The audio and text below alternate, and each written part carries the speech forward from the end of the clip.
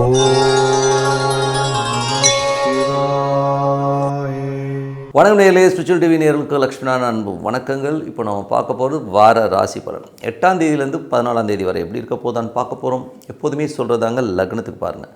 ராசிக்கு பார்ப்பதை விட லக்னத்துக்கு பார்க்க ரொம்ப பர்ஃபெக்டாக இருக்கும். உதாரணமாக ஒரு மகர லக்னம் விருச்சிக ராசினா நீங்கள் விருச்சிக ராசிக்கான பலன்களை பார்க்குறது மகர ராசிக்கான பலன்களை பார்க்கும்போது ரொம்ப பர்ஃபெக்டாக இருக்கும். முதல்ல வர்றது பொது பலன்கள், அதுக்கப்புறம் தசாபுக்தி பலன்கள். உங்கள் ஜனனகால ஜாதகத்தில் என்ன தசாபுக்தி அந்தரங்கள் வருதோ அதை மிங்கிள் பண்ணி பாருங்கள், ரொம்ப பர்ஃபெக்டாக இருக்கும். வீடியோட எண்டில் டிப் ஆஃப் த வீக் இருக்குது, மறக்காமல் பாருங்கள். விருச்சிக ராசி. விருச்சிக ராசிக்கு பார்த்திங்கன்னா உங்களுக்கு ராசி அதிபதி செவ்வாய் 2ல் இருக்கார். அதுவும் பார்த்திங்கன்னா கேதுடைய சாரத்தில் போகும்போது பிரயாணங்கள்.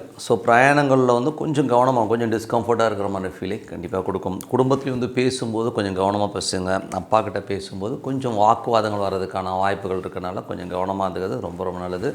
வெளிநாட்டில் இருக்கவங்க லீகல் சம்மந்தமான விஷயங்களும் கொஞ்சம் கேர்ஃபுல்லாக இருந்துக்கணும்.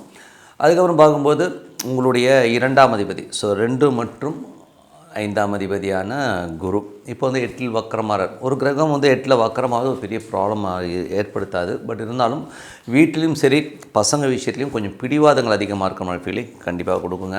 அதுக்கப்புறம் பார்க்கும்போது உங்களுக்கு 3 மற்றும் 4ஆம் அதிபதியான சனி பார்த்திங்கன்னா உங்களுக்கு 5ல் இருக்கும்பொழுது உங்கள் முயற்சிகளில் நல்ல ஒரு வெற்றி கிடைக்கிறதுக்கான வாய்ப்பெல்லாம் இருக்குது. குலதெய்வத்துக்கு போய் பார்க்கணும். குலதெய்வ வழிபாடு சம்மந்தமான விஷயங்களுக்காக சில பேர் ட்ராவல் பிளான் பண்ணுவீங்க. அதெல்லாம் நடக்கிறதுக்கான வாய்ப்புலாம் ரொம்ப நல்லா இருக்குது. 4ஆம் அதிபதி 5ல் இருக்கும்போது சொத்துக்கள் சார்ந்த விஷயங்கள், சொத்துக்கள் சம்மந்தமான விஷயம், நல்ல இன்கம், நல்ல சோர்ஸ் ஆஃப் விஷயங்கள்லாம் இருக்கும்.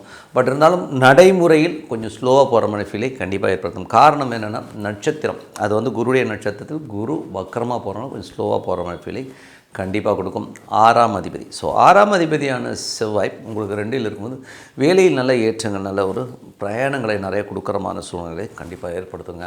அதனால் கொஞ்சம் டிஸ்கம்ஃபர்ட்டாக ஃபீல் பண்ணுவீங்க. பட் இருந்தாலும் அது நம்ம அந்த பெயினை தாங்கினா கண்டிப்பாக ஒரு பெரிய கெயின் நமக்காக காத்திருக்கு. அதுக்கப்புறம் பார்க்கும்போது உங்களுக்கு 7ஆம் அதிபதியான சுக்கிரன் 7ஆம் அதிபதி சுக்கிரன் உங்களது ராசியிலே வரும்பொழுது திருமணம் கைகூடி வராதவர்களுக்கு திருமணம் கைகூடி வருவதற்கான வாய்ப்புகள் இருக்குது. உங்கள் லைஃப் பார்ட்னரை கண்டிப்பாக பார்த்துருவீங்க. அந்த மாதிரி விஷயங்கள் அற்புதமாக இருக்கும். அதுக்கப்புறம் பார்க்கும்போது உங்களுடைய 8ஆம் அதிபதியான புதன் 8ஆம் அதிபதி புதன் உங்களுக்கு ராசியிலே இருந்து அது குருடைய சாரத்தில் போகும்போது கொஞ்சம் ஒரு நம்ம ஸ்ட்ரெஸ்ஸஸையோ டென்ஷன்ஸையோ கொஞ்சம் அதிகமாக பண்ணணும். யாராச்சும் வாத்தியார் குருமார்கள் இல்லை நீங்கள் ஒரு லெக்சரர் இந்த மாதிரி ப்ரொஃபஷனில் இருக்கணும், ஒரு சின்னதாக ஒரு ஸ்ட்ரெஸ்ஸஸ் போகிறதுக்கான வாய்ப்பெல்லாம் இருக்குது. சில பேருக்கு வித்யா கர்வம் சொல்லுவோம். நான் தான் வெயிட்டு, நான் தான் எனக்கு தான் எல்லாம் தெரியும் அப்படிங்கிற வித்யா கர்வம் சில பேருக்கு அதனால் ஒரு அவப்பேரோ ஒரு கெட்ட பேரோ வர்றதுக்கான வாய்ப்பு இருக்கிறதுனால கொஞ்சம் பார்த்து நடந்துக்கிறது ரொம்ப ரொம்ப நல்லது. அதுக்கப்புறம் 9ஆம் அதிபதியான சந்திரன் 9ஆம் அதிபதி சந்திரன் பார்த்திங்கன்னா உங்களுக்கு சிறப்பான விஷயம், நல்ல பிரயாணங்களாக நல்ல லாபங்கள் வர்றதுக்கான வாய்ப்பெல்லாம் ரொம்ப நல்லா இருக்குது. அதுக்கப்புறம் பார்க்கும்போது உங்களுக்கு 10ஆம் அதிபதியான சூரியன் 10ஆம் அதிபதி சூரியன் உங்களுக்கு ராசியிலே இருக்கும்பொழுது அது 8ஆம் அதிபதியோட அந்த சாரத்தில் போகும்பொழுது கொஞ்சம் கவனமாக இருக்கணும். புதிய தொழில்கள்லாம் வரும், பெரிய லாபங்கள்லாம் சொல்கிற மாதிரி சொல்லுவாங்க. பட் அதில் நம்ம மாட்டிக்கிறதுக்கான வாய்ப்புகள் இருக்கிறனால கொஞ்சம் கவனமாக பார்த்துக்கிறது ரொம்ப ரொம்ப நல்லது. 11ஆம் அதிபதியான புதன் ராசியிலே இருக்கும்போது பேராசைப்படாமல் இருக்கணும். மூத்த சகோதரர் நண்பர்கள் விஷயங்கள்லாம் கொஞ்சம் கேர்ஃபுல்லாக ஹேண்டில் பண்ணுறது ரொம்ப ரொம்ப அவசியம். அதுக்கப்புறம் பார்க்கும்போது உங்களுடைய 12ஆம் அதிபதியான சுக்கிரன் ராசியிலே இருக்கும்போது சுப நிகழ்ச்சிகள் சம்மந்தமான விஷயங்களுக்காக கொஞ்சம் செலவு பண்ணுற மாதிரி சூழ்நிலை கண்டிப்பாக ஏற்படுத்துங்க. இதுவரை பார்த்தது பொது பலன்கள். இப்போ பார்க்குறது தசாபுக்தி பலன்கள். விருச்சிக லக்னமாக இருந்து சூரியன் தசாபுக்தி சூரியன் பார்த்தா உங்களுக்கு ராசியிலே இருக்கும்போது தொழில் ரீதியான விஷயங்கள் நிறைய ஆப்பர்ச்சுனிட்டிஸ் வரும். பட் இருந்தாலும் கொஞ்சம் கேர்ஃபுல்லாக ஹேண்டில் பண்ணணும். ஏன்னா அது புதனுடைய சாரத்தில் போகும்போது பேராசையை காட்டி மற்றவங்க நம்மளை ஏமாத்துறதுக்கான வாய்ப்புகள் இருக்கிறனால கொஞ்சம் கவனமாக இருந்துக்கணும். அதுக்கப்புறம் விருச்சிக லக்னமாக இருந்து சந்திரன் தேசம் சந்திரன் பார்த்திங்கன்னா நிறைய பிரயாணங்கள் நல்ல லாபங்கள் வர்றதுக்கான வாய்ப்புலாம் ரொம்ப நல்லா இருக்குது. விருச்சிக லக்னமாக இருந்து செவ்வாய் தேசாபுத்தி அந்தங்கள் செவ்வாய் பார்த்திங்கன்னா உங்களுக்கு 6ஆம் அதிபதி உங்களுக்கு 2ல் இருக்கும். வேலை விஷயத்தில் நல்ல ஏற்றங்கள், நல்ல ஒரு வருமானங்கள் வர மாதிரி தெரிஞ்சாலும் நிறைய ஒரு நெருக்கடிகள் நிறைய ஏற்படுறமான விஷயங்கள், நிறைய கேள்விகள் கேட்குற மாதிரி சூழ்நிலை கண்டிப்பாக ஏற்படுத்தும். அதே நேரம் தொழில் ரீதியான விஷயங்களில் கொஞ்சம் நம்ம கொஞ்சம் ஒரு கடன் வாங்குகிற சூழ்நிலையும் கண்டிப்பாக ஏற்படுத்துங்க. அப்புறம் துலா லக்னமாக இருந்து ராகு தசாபதி ராகு பார்த்திங்கன்னா உங்களுக்கு 4ல் இருக்கார். 4ல் இருக்கும்பொழுது கொஞ்சம் அம்மா விஷயங்கள் கொஞ்சம் கவனமாக பார்த்துக்கணும். தாயார் சார்ந்த உறவுகளில் ஒரு ஸ்ட்ரெஸ்ஸஸோ டென்ஷன்ஸோ வர்றதுக்கான வாய்ப்புகள் இருக்குது. கொஞ்சம் அவங்களுக்கு ஒரு மெடிக்கல் ஆர் ட்ரீட்மெண்ட் சில பேருக்கு தேவைப்படலாம். ஸோ அதெல்லாம் கொஞ்சம் கேர் எடுத்து பார்த்துக்கிறது ரொம்ப ரொம்ப நல்லது. அதுக்கப்புறம் பார்க்கும்போது விருச்சிக லக்னமாக வந்து குரு தசாபதினம். குரு வந்து 2, 5ஆம் அதிபதி 8இல் வக்கரமாகும்போது குடும்பத்தில் உள்ள நபர்கள் வருமானம் வரணும்னு சொல்லி போட்ட முதல் இதெல்லாம் கொஞ்சம் டிலேடாக வர மாதிரி ஃபீலை கொடுக்கும். கொஞ்சம் சில நேரத்தில் பதட்டத்தை உருவாக்கலாம். குழந்தைகளும் கொஞ்சம் பிடிவாதமாக இருக்கிறதுக்கான வாய்ப்புகளும் ரொம்ப கவனமாக இருக்கணும். விருச்சிக லக்னமாக இருந்து சனி தசாபுத்தி இருந்தாலும் சனி வந்து பார்த்திங்கன்னா 3, 4ஆம் அதிபதி 5இல் இருக்கும்போது முயற்சிகள் பெருசாக இருந்தாலும் அதுக்கான பலன்கள் கொஞ்சம் ஸ்லோவாக வர மாதிரி ஃபீலை கொடுக்கும். இன்னும் கொஞ்ச நாள் எல்லாமே சிறப்பான விஷயங்களாக கண்டிப்பாக இருக்கும். அதுக்கப்புறம் பார்க்கும்போது விருச்சிக லக்னமாக வந்து புதன் தசாபுத்தி வந்துடும். புதன் வந்து பார்த்திங்கன்னா உங்களுக்கு வந்து என்ன மாதிரி விஷயங்களை பண்ண மாதிரி இருக்கும்போது புதன் வந்து உங்களுக்கு 8ஆம் அதிபதி உங்களுக்கு ராசியிலே இருக்கும்போது கொஞ்சம் கேர்ஃபுல்லாக இருக்கணும். ஏன்னா வந்து அது என்ன மாதிரி விஷயங்களை கொடுக்கும்னா பெரிய வித்யா கர்வம், பெரிய நான் தான் பெரிய ஆளுன்னு சொல்லிட்டு எதாவது பண்ண போய் அதனால் மாட்டிக்கிட்டு நம்ம அவமானப்படுற மாதிரி சூழ்நிலையை கண்டிப்பாக ஏற்படுத்தும். அதனால் கொஞ்சம் கவனமாக இருக்கிறது ரொம்ப ரொம்ப அவசியம். குருமார்கள்ட்டெல்லாம் பேசும்போது கொஞ்சம் கவனமாக பேசிக்கிறது ரொம்ப ரொம்ப நல்லது. அதுக்கப்புறம் விருச்சிக லக்னமாக இருந்து கேது தசாபதி. கேது வந்து உங்களுக்கு வந்து 10இல் இருந்து அது சுக்கிரனுடைய சாரத்தில் இருக்கும்போது கொஞ்சம் தொழில் ரீதியான விஷயங்களில் கடன் வாங்குகிற சூழ்நிலையை ஏற்படுத்தலாம். அதே மாதிரி சுப நிகழ்ச்சிகள் சம்பந்தமான விஷயங்களுக்கான பிரயாணங்கள் நிறைய ஏற்படுறதுக்கான வாய்ப்புலாம் நிறைய இருக்குங்க. விருச்சிக லக்னமாக வந்து சுக்கிர தசாபுத்தி எந்திரங்கள். சுக்கிரன் வந்து பார்த்திங்கன்னா 7ஆம் அதிபதி ராசியில் இருக்கும்போது உங்கள் லைஃப் பார்ட்னரை பார்க்குறதுக்கான வாய்ப்புகள் இருக்குது. அது மட்டும் இல்லாமல் பார்த்திங்கன்னா உங்களுக்கு வந்து நல்ல சுப நிகழ்ச்சிகள் நடத்துறதுக்கான வாய்ப்புகளும் அற்புதமாக இருக்குங்க.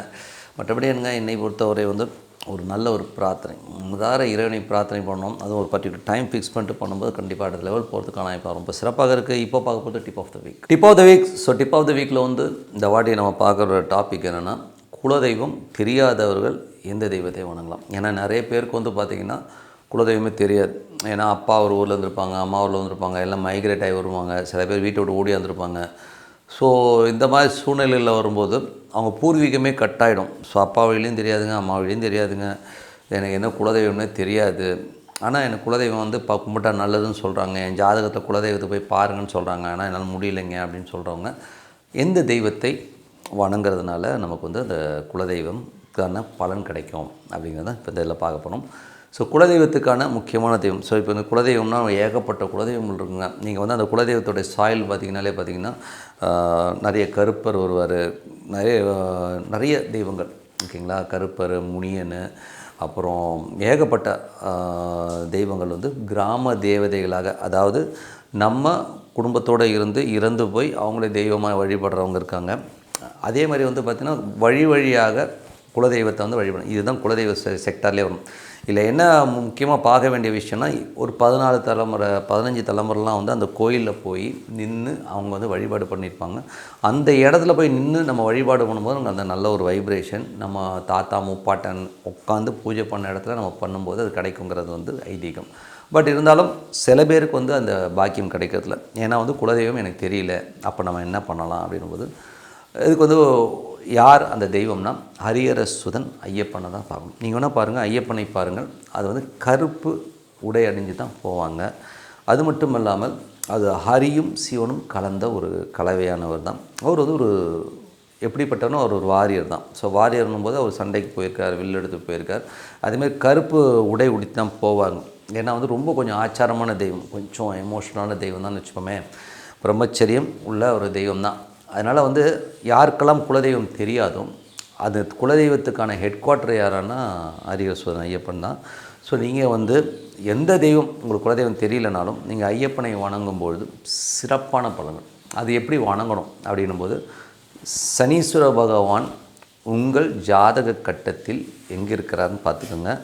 அந்த கிழமைகளில் போய் நீங்கள் வழிபாடு பண்ணிங்கன்னா ரொம்ப அற்புதமான பலன்களே கிடைக்கும். இதுதான் ரொம்ப ஈஸியான வே ஓகேங்களா. அது ஐயப்பனை எப்போ வணங்கணும், அந்த சனீஸ்வர பகவான் எந்த கட்டத்தில் இருக்கார். இப்போ உதாரணம் சொல்லப்போனால் சனீஸ்வர பகவான் வந்து இப்போ சப்போஸ் வந்து மேஷத்தில் இருக்காருன்னு வைங்களேன். ஸோ லைனாகவே சொல்லிட்டு வரேன். ஸோ மேஷத்தில் வந்து சனீஸ்வர பகவான் இருக்கான செவ்வாய்க்கிழமைகளில், அதாவது மேஷம் விருச்சிக ராசிகளில் சனீஸ்வர பகவான் உங்கள் ஜாதகத்தில் இருந்தார்னா நீங்கள் வந்து செவ்வாய்க்கிழமைகளில் ஐயப்பனை வணங்குவது ரொம்ப சிறப்பான பலன்களை கொடுக்கும்.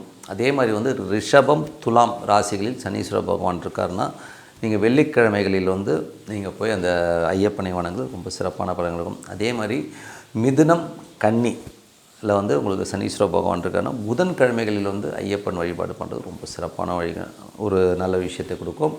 அதுக்கப்புறம் சந்திரன், அதாவது கடக ராசியில் வந்து உங்களுக்கு சனீஸ்வர பகவான் இருக்காருன்னா நீங்கள் வந்து திங்கள் கிழமைகளில் வந்து அந்த ஐயப்பன் வழிபாடு பண்ணுறது ரொம்ப ரொம்ப சிறப்பாக இருக்கும். சிம்ம ராசியில் சனீஸ்வர பகவான் உங்கள் ராசியில் இருக்காருன்னா ஞாயிற்றுக்கிழமைகளில் வந்து சனீஸ்வரன் அந்த ஐயப்பன் வழிபாடு ரொம்ப சிறப்பாக இருக்கும். அதே மாதிரி உங்களுக்கு வந்து தனுசு மற்றும் மீன ராசிகளில் சனீஸ்வர பகவான் இருக்குன்னா வியாழக்கிழமைகளில் வந்து நீங்கள் போய் வந்து சனீஸ்வர பகவானை வழிபாடு பண்ணுறது ரொம்ப ரொம்ப சிறப்பாக இருக்கும். அதே மாதிரி சனிக்கிழமைகளில் அதாவது வழிபாடு பண்ணோன்னா உங்களுக்கு வந்து மகரம் மற்றும் கும்பத்தில் உங்களுக்கு வந்து சனீஸ்வர பகவான் இருக்காருன்னா நீங்கள் சனிக்கிழமைகளில் வந்து போய் வழிபாடு பண்ணுங்கள், ரொம்ப சிறப்பான பலன்கள் கிடைக்கும். ஸோ இது வந்து அந்த ராசியில் இருக்கிற சனி உங்களுடைய ஜாதகத்தில் எங்கே இருக்கிறாரோ அதை வந்து நம்ம சொல்லியிருக்கோம். நீங்கள் அதை பாயிண்ட் அவுட் பண்ணி பாருங்கள், ரொம்ப அற்புதமான பலன்கள். நீங்கள் குலதெய்வத்தை நீங்கள் போய் வழிபட்டு பண்ணுற அந்த ஒரு பலன் கண்டிப்பாக கிடைக்கும். அது மட்டும் இல்லாமல் அந்த தெய்வத்தை வணங்குறதுல பௌர்ணமி காலங்களிலும் அமாவாசை காலமும் உங்கள் குலதெய்வம் என்னவனா இருக்கட்டும், ஐயப்பனை நினச்சிட்டு வணங்குங்க வீட்டில். அற்புதமான பலன்களை தேடி வரும். குலதெய்வத்திற்கான அனைத்து பலன்களும் உங்களுக்கு கிடைக்க வாழ்த்துக்கள் சொல்லிட்டு உங்களிடம் விடைபெறுவது உங்கள் லக்ஷ்மி நாராயணன். நன்றி, வணக்கம்.